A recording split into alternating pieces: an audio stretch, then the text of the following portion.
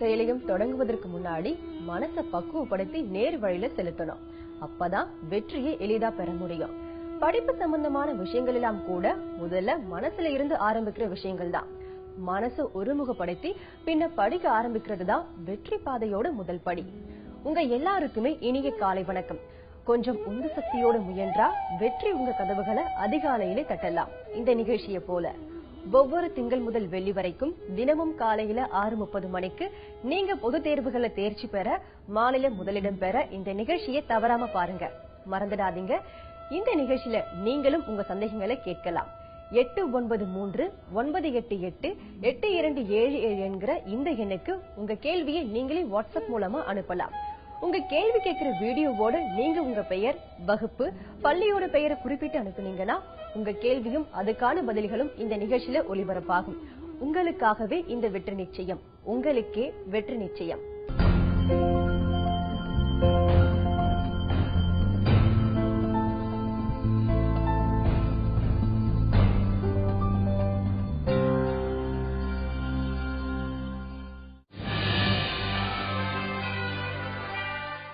இந்த தடவை நான் போர்டு எக்ஸாம் ஃபேஸ் பண்ண போறேன். ஆல்ரெடி நான் ஃபுல் அண்ட் ஃபுல் ப்ரிப்பேர் பண்ணியிருந்தாலும் ஃபுல் மார்க்ஸ் கிடைக்கிறதுக்கு என்ன வழின்னு எனக்கு சில டவுட்ஸ்லாம் இருக்கு. ஃபர்ஸ்ட் என்னன்னா, இப்போ இங்கிலீஷ் ஃபர்ஸ்ட் பேப்பர் எழுதும்போது அதுல அந்த poetic lines reference to the contacts எழுதும்போது அந்த கான்டாக்ட்ஸ்ல வர மெயினான இன்ஃபர்மேஷன் என்ன அப்படிங்கறத பத்தி எனக்கு கொஞ்சம் டவுட்ஸ் இருக்கு. அதுக்கப்புறமா வந்துட்டு செகண்ட் பேப்பர் எழுதும்போது ஃபுல் அண்ட் ஃபுல் நம்ம எஸ்ஏல தேவையான பாயிண்ட்ஸ் எல்லாமே இன்ட்ரோடக்ஷன்ல இருந்து சினாப்சிஸ்ல இருந்து எல்லாமே கொடுத்து எழுதினாலும் 10 மார்க்ஸ் கிடைக்கிறது கஷ்டமா இருக்கு. ஒரு 2 மார்க்ஸ் 3 மார்க்ஸ் லெஸ் ஆயிருது. அந்த 10 மார்க்ஸ் கிடைக்கிறதுக்கு அதுல என்னென்னலாம் ஆட் பண்ணும், அதை எப்படி இம்ப்ரெசிவா பிரசன்ட் பண்ணணும் அப்படிங்கறத பத்தி சில ஐடியாஸ் கிடைச்சா நல்லா இருக்கும். நிறைய பேர் இந்த poetic lines எழுதச்ச கரெக்டா எழுத மாட்டேங்கிறாங்க. சோ இந்த டவுட்டுக்கு ரெஃபரன்ஸ் டு தி கான்டெக்ஸ்ட் அப்படின்னா ரெஃபரன்ஸ்க்கு முதல்ல எந்த போயம்ல இருந்து எடுத்திருக்காங்க, அந்த ஆத்தர் யாரு அப்படிங்கிற ரெண்டு இன்ஃபர்மேஷன் அந்த லைன்ல இருக்கணும். கான்டெக்ஸ்ட்னா இந்த போயட் யார்கிட்ட இந்த மாதிரி வார்த்தைகளை யூஸ் பண்ணி ரீடருக்கு சொல்றாரா, இல்ல இன்னொரு அந்த போயம்லயே இன்னொரு கேரக்டருக்கு பேசுறாரா அப்படிங்கறது அடுத்த லைன்ல எழுதணும். அதுக்கப்புறம் எதனால இந்த லைன் சொல்றாரு, ஏன் சொல்றாரு, அந்த லைனுக்கு உண்டான எக்ஸ்பிளனேஷன் கிளியரா எக்ஸ்பிளனேஷன்ங்கிற சப் ஹெட்டிங்ல கொடுக்கணும். ஃபைனலா கமெண்ட் அப்படின்னு ஒன்னு கொடுக்கணும். அதாவது வாட் த ஸ்டூடெண்ட் திங்ஸ், அந்த ஸ்டூடெண்டினுடைய ஒப்பீனியன் என்ன அப்படிங்கறது இதெல்லாம் கொடுத்தா கேரண்டியா அந்த கொஸ்டினுக்கு 3 மார்க் கம்ப்ளீட்டா ஃபுல் மார்க்ஸ் கிடைக்க நல்ல வாய்ப்பு இருக்கு. அதுக்கப்புறம் எஸ்ஏ கொஸ்டின் எழுதிருச்ச சினாப்சிஸ் கொடுத்து முதல்ல குறிப்பு சட்டம் அப்படின்னு சொல்லுவோம் அதை தமிழ்ல, அதை இங்கிலீஷ்ல சினாப்சிஸ் கொடுத்து இன்ட்ரோடக்ஷன் 4-5 சப் ஹெட்டிங்ஸ் எல்லாமே கொடுக்கணும். அண்ட் தென் ஒரு சப் ஹெட்டிங் எழுதிருச்சு you have to include some quotations from the textbook. அது எழுதினா இன்னும் கொஞ்சம் எஃபெக்டிவா நல்லா இருக்கும். அதுக்கு நல்ல பாயிண்ட்ஸ் இருக்கும். கலர் பென்சில்ஸோ வேற பிளாக் அண்ட் ப்ளூ தவிர வேற எந்த கலர் பென்சில்ஸோ எழுதி ஹைலைட் பண்ணக்கூடாது. பப்ளிக் எக்ஸாமா இருந்தாலும் ஒன்லி பிளாக்ல ஹைலைட் பண்ணணும். முக்கியமான கோட்ஸ் எல்லாம் கூடுமான வரைக்கும் கிராமர் மிஸ்டேக்ஸ் இல்லாம இருக்கணும். மெயினா அதை தான் பண்றாங்க. அந்த டென்சஸ் மாத்தி எழுதுறாங்க, ப்ரோனவுன்ல ஃபர்ஸ்ட் பர்சன் செகண்ட் பர்சன் மாத்தி எழுதுறாங்க. சோ அதெல்லாம் எழுதாம மிஸ்டேக் இல்லாம கொட்டேஷன்ஸோட எழுதினா எஸ்ஏ கொஸ்டினுக்கு நல்ல மார்க் ஃபுல் மார்க்ஸ் கிடைக்கிறதுக்கு வாய்ப்பு இருக்கு. பசங்க தேர்வு எழுதுறப்போ அவங்க பெற்றோர்களுக்கு சில கடமைகள் இருக்கு. தேர்வு நடந்துகிட்டு இருக்கிறப்போ ஒருவேளை உங்க மகன் மகளோ ஏதாச்சும் ஒரு பாடத்துல எதிர்பார்த்த அளவுக்கு நல்லா தேர்வு எழுதலனா அதை அப்போதே மறந்துட சொல்லுங்க. இந்த ஒரு விஷயத்தால அவங்க மத்த தேர்வுகளையும் கவனம் செலுத்தாம போயிடலாம். காமர்ஸ்ல எங்களுக்கு 8-20 மார்க் क्वेश्चन பேப்பர் பேட்டர்ன் படி 8-20 மார்க் இருக்கு. இது 8 சாப்டரும் நாங்க படிச்சா மட்டும்தான் எங்களால அந்த 8-20 மார்க்கும் அந்த 4-20 மார்க் எங்களால அட்டெண்ட் பண்ண முடியுமா? காமர்ஸ்ல பாத்தீங்கன்னா வணிகவியல்ல நீங்க 8 லெசன் படிக்கணுங்கிற அவசியம் இல்ல. நீங்க 7 லெசன் நல்லா தரவா படிச்சாவே நீங்க சென்டம் வாங்குறதுக்கு வாய்ப்பு நிறைய இருக்கு. ஏன்னா எதிரா டைப்ல கேட்கற போது எப்படியாவது நீங்க இடையில ஒரு லெசன் விட்டுட்டு கூட படிக்கலாம். ஆனா ஃபர்ஸ்ட் 3 லெசனும் கடைசி 3 லெசன் நல்லா தரவா படிச்சீங்கன்னா ஈஸியா சென்டம் வாங்குறதுக்கு வாய்ப்பு நிறைய இருக்கு. அதுபோக பாத்தீங்கன்னா 1 மார்க் நீங்க எல்லா லெசன்லயும் தரவா படிச்சீங்கன்னா தான் சென்டம் வாங்குறதுக்கு வாய்ப்பு. அதனால 1 மார்க் 4 மார்க் இது நீங்க தவறாம எல்லா லெசன்லயும் படிச்சாகணும். ஆனா 20 மார்க் வேணா நீங்க ஒரு லெசனை ஒமிட் பண்ணிட்டு படிச்சோம்னாலும் நம்ம சென்டம் வாங்குறதுக்கு வாய்ப்பு நிறைய இருக்கு. 8 மார்க் பொறுத்த வரைக்கும் நீங்க ஒரு 6 லெசன் நீங்க நல்லா தரவா இருந்தாவே போதும். நீங்க ஈஸியா 8 மார்க் அட்டன் பண்ணிக்க முடியும். ஸோ இதுல இருந்து பாத்தீங்கன்னா 1 மார்க் மற்ற எல்லாத்துலயுமே நீங்க ஈஸியா மார்க் ஸ்கோர் பண்றதுக்கு மொத்தம் 8 லெசன் தரவு பண்ண வேண்டியதில்லை. 6 லெசன் படிச்சாவே ஈஸியா மார்க் ஸ்கோர் பண்ணிக்கலாம். இப்போ பப்ளிக் எக்ஸாம்ல மேத்ஸ்ல சென்டம் வரணும்னு எதிர்பார்க்கறேன். அதுக்காக 1 மார்க்ல எப்படி படிக்கணும்? புக் பேக் மட்டும் படிச்சா போதுமா? நான் உள்ள இருந்து கூட நல்லா டீப்பா கேட்பாங்களா? அது கொஞ்சம் டவுட்டா இருக்கு. அதுக்கப்புறம் கம்பல்சரி சம் எப்படி எந்தெந்த சாப்டர் படிச்சா கன்ஃபார்மா வர மாதிரி எழுதுற மாதிரி பார்க்கலாம். பெரும்பாலான மெயின் டவுட் என்னன்னா 1 மார்க்ல எப்படி ஸ்கோர் பண்றது. ஏன்னா இப்போ 1 மார்க்ல பாத்தீங்கன்னா 40 மார்க் அவங்களால வாங்க முடியல.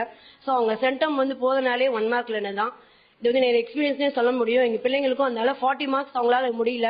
38, 39 தான் அவங்ககிட்ட வராங்க.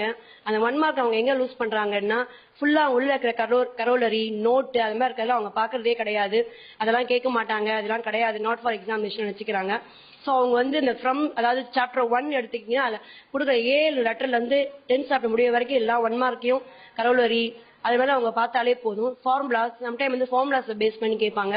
அது மாதிரி பார்க்கணும். அவங்க ஃபுல்லா டீப்பா ஃப்ரம் சாப்டர் 1 to 10 வரைக்கும் ஃபுல்லா பார்க்கணும். அதுக்காக அவங்க டிபிஐ பள்ளி கல்வித்துறை ஒரு புக்கே போட்டிருக்காங்க, கம்புக்குன்ட்டு. அதுலயும் நல்லா எலாபரேட்டா நல்லா கொடுத்திருக்காங்க. அவங்களுக்கு ஒவ்வொரு சாப்டர்லயுமே எங்களுக்கு புக் பேக்கை தவிர மீதி ஒரு 50-60 நிறைய கொடுத்திருக்காங்க. சோ மாணவர்கள் அதையும் கொஞ்சம் நீங்க கருத்துல கொண்டு அந்த புக்கையும் நீங்க பண்ணணும். எங்களுக்கு நேரம் இல்லைன்னு சொல்லக்கூடாது. ஏன்னா உங்களுக்கு 1 மார்க்ல தான் உங்களுக்கு ஹையர் ஸ்டடீஸ்க்கு உங்களுக்கு போறதே அதுதான் கட் ஆஃப்ல போகுது. ஏன்னா 6க்கும் 10க்கும் நம்மளுக்கு 15 10 மார்க் ஈஸியா சூஸ் பண்ணிடுவீங்க. 10 கொஸ்டின் சூஸ் பண்ண உங்களுக்கு வசதியா இருக்கு. ஆனா 1 மார்க்கை பொறுத்த வரைக்கும் நிறைய உங்களுக்கு குழப்பங்கள் வரும். மைனஸா பிளஸ்ஸா மினிமம் மேக்ஸிமம். சோ அதுக்கு நீங்க என்ன பண்ணணும்னா புக் பேக் பிளஸ் அந்த கம்பு கொஸ்டின் அதை தவிர கரோலரி நோட் படிச்சீங்கன்னா நல்லது. அதே மாதிரி இன்னொரு மாணவர்களுக்கு கேட்ட கேள்வி என்னன்னா கம்பல்சரி எதுல இருந்து வரும் அப்படின்ற ஒரு சின்ன தயக்கம் அவங்களுக்கு இருக்குது. ஏன்னா கம்பல்சரி நம்ம எழுதியே ஆக வேண்டும். அதுக்கு எங்க வரும்னா அவங்களுக்கு வெக்டர் சாப்டர் 2 படிக்கணும். அவங்க chapter 4 analytical geometry, chapter 7 and 8 அதெல்லாம் அவங்க படிச்சாங்கன்னா DC1 DC2 அவங்க படிச்சாங்கன்னா கண்டிப்பா அவங்களுக்கு சென்டம் வர அவங்களுக்கு சான்சஸ் இருக்கு. படிச்சதெல்லாம் மறக்குதுன்னு நினைக்கிறீங்களா? அப்படி மறக்காம இருக்கிறதுக்கு சில பயிற்சிகள் இருக்கு. அது என்னன்னு தெரிஞ்சுக்க இணைஞ்சிருங்க. ஒரு சிறிய இடைவெளிக்கு பிறகு சொல்றேன்.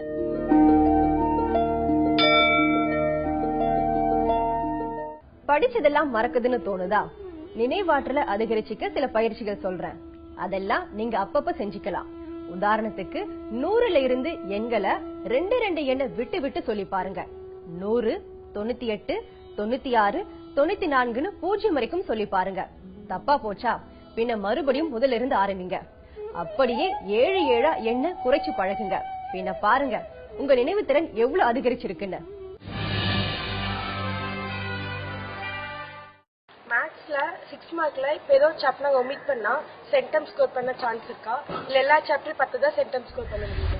மேத்ஸ் பாத்தீங்கன்னா மொத்தம் 10 சாப்டர். இதுல ஒரு சாப்டர் நீங்க அவாய்ட் பண்ணீங்கன்னா மிச்சம் 9 சாப்டர் நீங்க எழுதலாம். ஆனா நீங்க அவாய்ட் பண்ணக்கூடிய அந்த ஒரு சாப்டர்ல சில இம்பார்ட்டன்ட் சம்பள நீங்க பாத்துக்கணும். ஆனா மிச்சிருக்கூடிய அந்த 9 சாப்டர்ல எல்லா கணக்குலையும் நீங்க தரவா பார்க்கணும். ஒவ்வொரு கணக்கையும் போட்டு பார்க்கணும். எந்த கணக்கு கேட்டாலும் நீங்க எழுதுற மாதிரி இருக்கணும். சில கணக்குல எல்லாம் பாத்தீங்கன்னா நம்பர் மாத்தி கொடுப்பாங்க. அது நம்பர் மாத்தி கொடுத்த கேள்விகளா அப்படின்னு நீங்க பார்த்துட்டு அதை நீங்க கரெக்டா போடணும். நீங்க ஒரு சாப்டர் நீங்க அவாய்ட் பண்ணீங்கன்னா அந்த சாப்டர்ல இருந்து ஏதாவது ஒரு கொஸ்டின் வரும். கம்பல்சரியில ஒரு கொஸ்டின் வரும்போது அதுக்கு ஆப்போசிட்டா வரக்கூடிய கொஸ்டின் நீங்க நல்லா தெரிஞ்சிருக்கணும். அப்படி தெரிஞ்சா மட்டும்தான் நீங்க அந்த கொஸ்டின் நீங்க அந்த சாப்டர் நீங்க அவாய்ட் பண்ண முடியும். இல்லைன்னா கண்டிப்பா நீங்க 10 சாப்டர் படிக்கணும். நீங்க அப்படியே ஏதாவது ஒரு சாப்டர் அவாய்ட் பண்ணணும் அப்படின்னு நீங்க நினைச்சீங்கன்னா மிச்சம் இருக்கக்கூடிய 9 சாப்டர் இருக்கக்கூடிய எல்லா கொஸ்டினையும் நீங்க தரவா ஒவ்வொரு கணக்கா நீங்க போட்டு பார்க்கணும். ஏதாவது ஒரு கொஸ்டின் நீங்க விட்டுருந்தீங்கன்னா கூட அந்த கொஸ்டின் கேட்டிருந்தாங்கன்னா அப்புறம் 2 கொஸ்டினுமே தெரியாம போறதுக்கு வாய்ப்பு இருக்கு.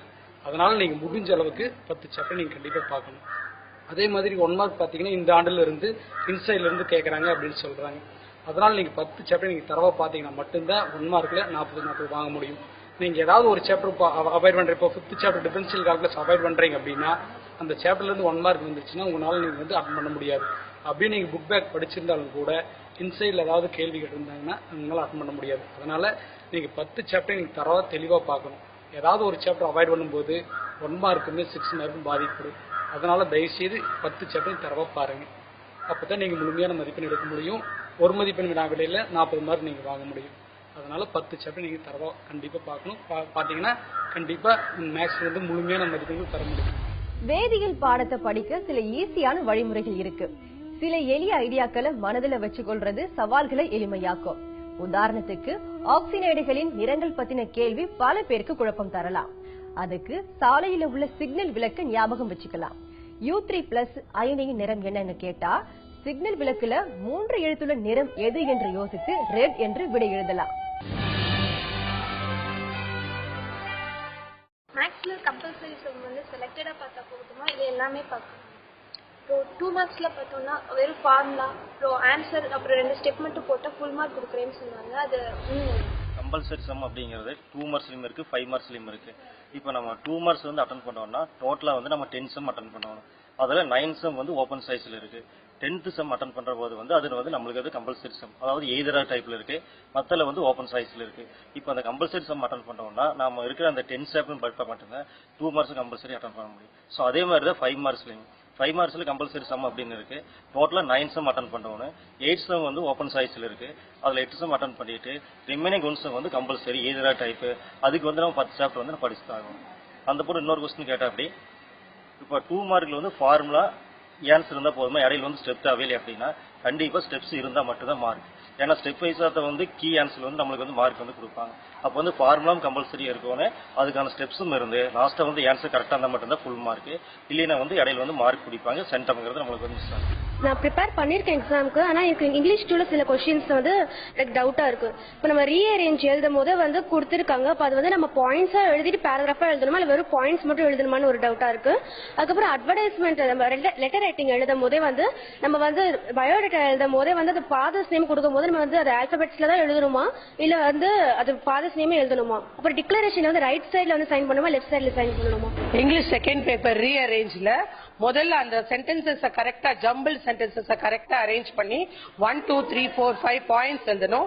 அதுக்கப்புறம் அதையே ஒரு பேராகிராஃபா கம்பல்சரியா எழுதணும். அப்படி எழுதினாதான் 5 மார்க் ஃபுல்லா கிடைக்கும். லெட்டர் ரைட்டிங்ல வந்து எங்கேயுமே யார் பேருமே வரக்கூடாது. இப்ப நம்ம பேருக்கு வந்து XXX போடுவோம், அட்ரஸ்க்கு YYYன்னு போடுவோம். அதே மாதிரி வேற யாராவது அப்பா பேரோ இல்ல ரெஃபரன்ஸ் பேரோ எழுதணும்னா you can use any other alphabets. Declaration கடைசியில் எழுதின அப்புறம் ரைட் ஹேண்ட் சைட்ல சைன் பண்ணணும்.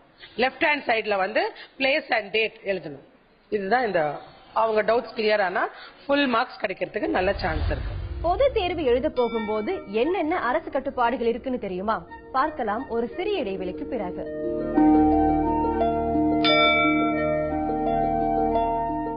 பொது தேர்வு எழுத இருக்கும் மாணவர்கள் தேர்வு அறைக்குள்ள என்னென்ன கொண்டு போகணும்னு அரசு பல கட்டுப்பாடுகளை விதிச்சிருக்கு.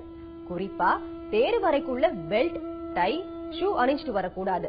அப்புறமா செல்போன், கால்குலேட்டர் எடுத்து வரக்கூடாதுன்னு தேர்வுத்துறை கட்டாயமா சொல்லியிருக்கு. துண்டைச்சீட்டுகள் வச்சு பார்த்து எழுதுதல், விடைத்தாள் மாற்றிக்கொள்றது போன்றதெல்லாம் கடுமையான குற்றங்களா அறிவிச்சிருக்கு. அப்படி செய்யும் மாணவர்கள் மேல குற்றவியல் நடவடிக்கை எடுக்கிறதோட 2 முதல் 5 ஆண்டுகளுக்கு தேர்வு எழுத முடியாதுன்னு தேர்வுத்துறை கட்டாயமா அறிவிச்சிருக்கு. வாட்ஸ்அப்ல இன்னைக்கு யாரு என்ன கேள்வி கேட்டிருக்காங்கன்னு பாக்கலாமா? +2 வணிகவியல்ல பொது தேர்வு எழுதுறப்போ எப்படி டைம் மேனேஜ் பண்ணணும்? நம்மளுடைய காமர்ஸ் பகுதியில 4 பார்ட் இருக்கு. Part A, part B, part C, பார்ட் டின்னு. பார்ட் ஏ பொறுத்தளவுல 40 கொஸ்டின், 1 மார்க் கொஸ்டின். இந்த 40க்கு ஒரு கொஸ்டினுக்கு அரை நிமிஷம் நம்ம எடுக்கிற மாதிரி வச்சுக்கிடணும். 20 நிமிஷம் தான். நல்ல தரோவா பிராக்டிஸ் பண்ணா ஷுவரா 15 to 20 நிமிஷத்துல நம்ம முடிக்க முடியும். மொத்தம் நம்ம கிட்ட இருக்கிறது 3 மணி நேரம், 180 நிமிஷம் இருக்கு. அதுல பார்ட் ஏக்கு நம்ம வந்து 20 நிமிஷம் எடுத்தாலும் மீதி நம்ம கிட்ட வந்து 160 நிமிஷம் இருக்கு. இந்த 160 நிமிஷத்தையும் நம்ம எப்படி பார்ட் பிக்கு எவ்வளவு கொடுக்கணும், பார்ட் சிக்கு எவ்வளவு நேரத்தை கொடுக்கணும், பார்ட் டிக்கு எவ்வளவு நேரத்தை நம்ம அலாட் பண்ணணும் அப்படிங்கறத முதல்ல நம்ம வீட்டில் வச்சு பிராக்டிஸ் பண்ணிடணும். மாணவர்கள் செல்ஃப் டெஸ்ட் மாதிரி வீட்டிலே இருந்து பார்ட் பி நமக்கு வந்து 40 நிமிஷம் 4 மார்க் கொஸ்டின் 10 கொஸ்டின் எழுத வேண்டியது இருக்கு. அப்போ ஒரு கொஸ்டினுக்கு 4 நிமிஷம் தான் எடுக்கும். அந்த அளவுக்கு நம்ம தரோவா இருக்கணும். தரோவா இருந்தாதான் ஒரு கொஸ்டினை 4 நிமிஷத்துல முடிச்சு எழுதி முடிச்சு 40 நிமிஷத்துல 10 கொஸ்டினை முடிக்கணும். அப்போ நம்ம ஏற்கனவே 1 மார்க்ல 20 நிமிஷம், பார்ட் பி 40 நிமிஷம் 10 கொஸ்டின் போயிடுது. மீதி இன்னும் நம்மகிட்ட எவ்வளவு நிமிஷம் இருக்குது? ஒரு பார்ட் சிக்கு வந்து 50 நிமிஷம் நீங்க எடுத்துக்கலாம். 40 மார்க் தான். 5 கொஸ்டின் எழுத வேண்டியது இருக்கு. 8 கொஸ்டின் கொடுத்துருப்பாங்க, அதுல 5 நீ எழுதணும். எத்தனை நிமிஷம் நீ யூஸ் பண்ணிக்கணும்? 50 நிமிஷம் நீ எடுத்துக்கணும். அதுக்கு மேல நீ போகவே கூடாது. அதுக்கு ஏற்ற மாதிரி கொஸ்டினை சூஸ் பண்ணி அதுக்கு ஏற்ற மாதிரி நீ கண்டென்ட்டை எழுதி கொண்டு வரணும். அடுத்தது லாஸ்ட் பார்ட் டி. இதுல தான் மாணவர்கள் 4 எஸ்ஸே அட்டென்ட் பண்ண வேண்டியது இருக்கு. இதுல 4 எஸ்ஐக்கு ஒரு எஸ்ஐக்கு 20 நிமிஷத்துக்கு மேல போகவே கூடாது. அந்த 20 நிமிஷத்துல நீ எந்த அளவுக்கு ஃபாஸ்டா நீ எழுதி நீ பாயிண்ட் போட்டு ஹெட்டிங் கொடுத்து ஒரு எஸ்ஐக்கு 10 பாயிண்ட்ஸ் போகுது. இந்த 10 பாயிண்ட்ஸ் 20 நிமிஷத்துல அருமையா முடிச்சிடலாம். 80 நிமிஷம். அப்போ பார்ட் ஏக்கு 20 நிமிஷம், பார்ட் பிக்கு 40 நிமிஷம், பார்ட் சிக்கு 50 நிமிஷம், பார்ட் டிக்கு 80 நிமிஷம். மொத்தம் நம்மளுக்கிட்ட எத்தனை நிமிஷம்? 180 நிமிஷத்துல பிளான் பண்ணி நம்ம செஞ்சா நிச்சயம் நமக்கு டைம் இல்ல. எல்லா பிள்ளைங்களும் நல்லா படிச்சுட்டு வந்துடுறாங்க. கடைசி நேரம் எனக்கு டைம் இல்ல அப்படின்னு தான் சொல்றாங்க. என் பிள்ளைகளே எங்க கிளாஸ்ல எல்லாம் நான் என்ன பண்ணுவேன், ஏக்கு இவ்வளவு நேரம் தான், பிக்கு இவ்வளவு நேரம் தான், சிக்கு இவ்வளவு நேரம்னு தனித்தனியா நம்ம செல்ஃப் டெஸ்ட் பண்ணி நம்ம வீட்டிலே செல்ஃப் டெஸ்ட் பண்ணாலே ஈஸியா அந்தந்த டைமுக்குள்ள அதை முடிச்சிடலாம். தாராளம் முடிச்சுட்டு ரிவிஷன் பண்ணதுக்கே நமக்கு 15 நிமிஷம் நமக்கு வருது. எக்ஸாம் எழுதும் போது பிளாக் பெயிண்ட், ப்ளூ பெயிண்ட் மட்டும்தான் யூஸ் பண்ணணும்.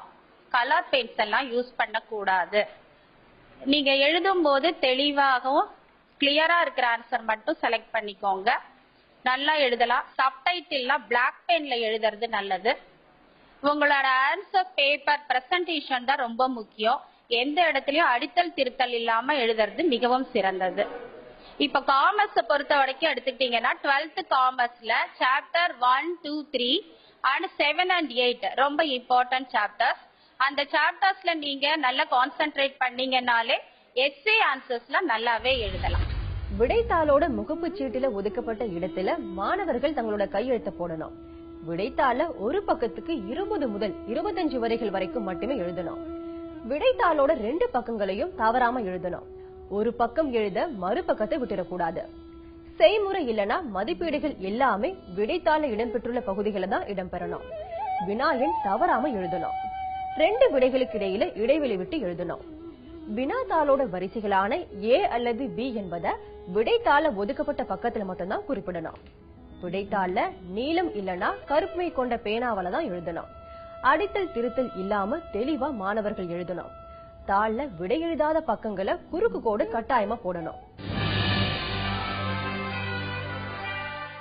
இந்த இயர் நான் போர்டு எக்ஸாம் எழுத போறதுனால எனக்கு சயின்ஸ்ல ஒரு டவுட் இருக்கு. 5 மார்க்ஸ்ல வந்து எங்களுக்கு 3 சப்டிவிஷன் கொடுத்து கொஸ்டின் கேக்குறாங்க. அதே மாதிரி சிங்கிள் கொஸ்டினும் கேக்குறாங்க. 3 சப்டிவிஷன் கொஸ்டின் இருந்தா எங்களுக்கு மார்க்ஸ் ஈஸியா கெயின் ஆகுமா, இல்லாட்டி ஒரு சப்டிவிஷன்ல இருக்க அந்த ஒரே ஒரு பேராகிராஃப் இருந்தா எங்களுக்கு ஈஸியா மார்க்ஸ் கெயின் ஆகுமா? அதே மாதிரி வந்து அந்த கொஸ்டின்ஸ்ல வந்து டயக்ராம் கொடுத்தோம் நீங்க பண்ணுங்கன்றாங்க. டயக்ராம்ஸ் வந்து நாங்க எல்லா பார்ட்ஸுமே மார்க் பண்ணுமா, இல்லாட்டி 5 பார்ட்ஸ் மட்டும் மார்க் பண்ணா போதுமா அப்படின்றது எனக்கு ஒரு டவுட். அதே மாதிரி 5 மார்க்ஸ்ல வந்து நாங்க எப்படி பிரசன்ட் பண்ணா எங்களுக்கு ஈஸியா மார்க்ஸ் கிடைக்கும்? பார்ட் சில 4 செக்ஷன்ஸா எடுப்பாங்க கொஸ்டின்ஸ். ஃபர்ஸ்ட் வந்து zoology, next botany, next chemistry, அடுத்தது பிசிக்ஸ்.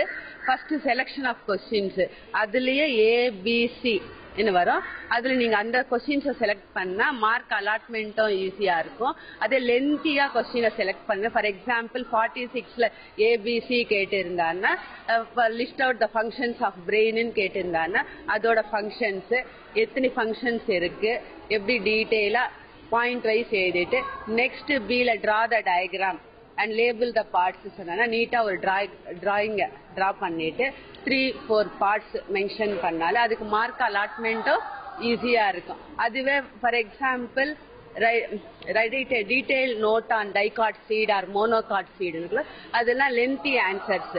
நடுப்புற நம்மளுக்கு ஏதாச்சும் ஆன்சர்ஸ் ஸ்ட்ரக் ஆனா கூட மார்க் வர்றது கஷ்டம். அதால ஏபிசின்ற பிரிவா இருக்கிறது செலக்ட் பண்ணிக்கிட்டு டைம் மேனேஜ்மெண்ட்டும் இருக்கும், மார்க்கும் வர்றது ஈஸியா இருக்கும். கேள்வித்தாள்ல மாணவர்கள் எந்த குறியீடும் எழுதக்கூடாது. விடைத்தாள எந்த விதமான சேதமும் செய்யக்கூடாது.